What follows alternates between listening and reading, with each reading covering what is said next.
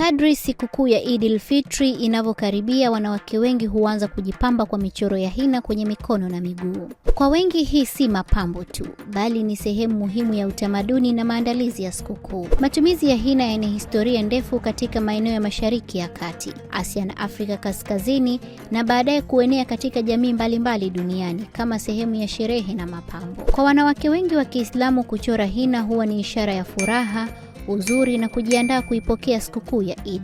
Kwanza hina ni pambo, lakini pia hina kwa msimu wa Eid, hina imekuwa kama utamaduni. Ni lazima inapofika Ramadhani mwishoni watu wachore hina wapendeze. Kuna hina za majani na hizi hina za kisasa ambazo zinaitwa red hina. Wapo wanawake wanaopendelea michoro rahisi, huku wengine wakichagua mitindo yenye ubunifu mkubwa zaidi. Kwa wachoraji wengi, hina si mapambo tu, ni sanaa inayohitaji umakini, uzoefu na ubunifu wa hali ya juu. Asilimia kubwa ya wanawake wanapenda kuchora michoro ya kuvutia zaidi.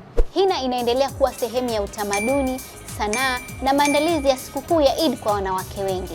Na wewe je, Eid hii umechagua hina ya mtindo gani? Rahisi au michoro yenye kuvutia zaidi?